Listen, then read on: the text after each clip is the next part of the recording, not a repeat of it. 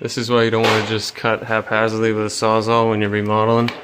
Obviously we got 2 copper pipes and a shitload of wires, so you want to get one of these half moons tilted a certain way, set it up, and you won't go too deep. Find some nail holes that represent a stud. Tack your scrap that has a 30-degree cut with a brad nailer. Now we're just going to ride this 30-degree with the multi-tool. Now that side's cut. Let's do this side.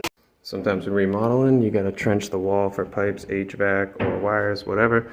So you need to take off your baseboard. Instead of just wrecking it, I recommend cutting a scarf joint with your multi-tool that's staggered from your other joints. That way the old piece can go right back in. First, let's make a little jig. We're coming about a foot on each side. There you can see what the measurements I took. We'll just tack that up with some brads. I'll just ride that 30-degree cut with my multi-tool. Cutting in a hearthstone, and I need it to be perfect, so instead of just plunging this with a multi-tool, which is going to bounce around and create issues, I'm going to take the chisel, go across this line, and then chisel out enough so that the multi-tool blade can fit on this side of the line and it won't walk that way. That's what it looks like to start right there, and then that way. And as you can see, the multi-tool blade will fit right in there on the proper side of the line. When I do this straight spot, I use the full 3/4 of the chisel so that it doesn't want to dent that way. But then when I go like this, I'm only going to take maybe 3/16 to a 1/4 inch out at a time. Now we have it all chiseled out. I'm going to use my trusty DeWalt because of the soft start and the instant stop. Don't forget to use our fingers as a guide. And there we go, nice and perfect. First thing you do is look for joints where we can take advantage of those. And then we found where we're going to have to cut, and we scored with a knife. I have another video on this. And then chisel it a little bit out. That way our multi-tool blade can fit in there and it won't walk.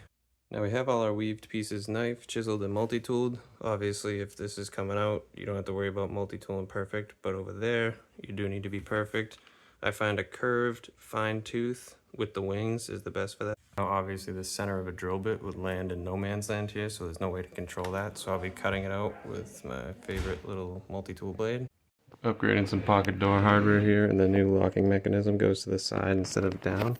So our hardware sits up higher, and we want to put this in. So the star of the show is a pretty obscure multi-tool blade. Perfect for squaring this stuff off.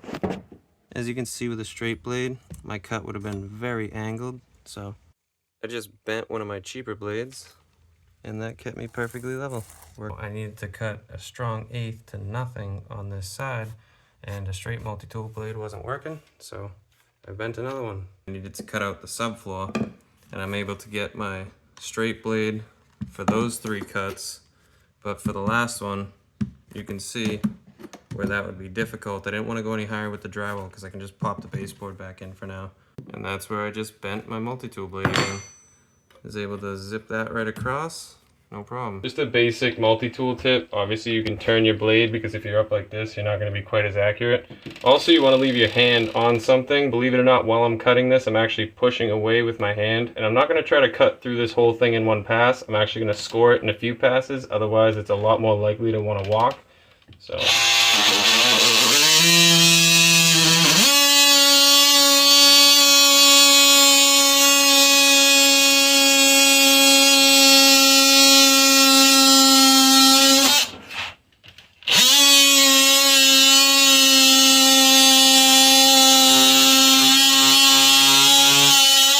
And that's it. Stop roasting all your blades on lath and plaster. Rather than cut it, you're really just trying to break the plaster itself. So as you can see, I got no teeth. I've done about 50 linear feet of this, and I'll show you how well it works.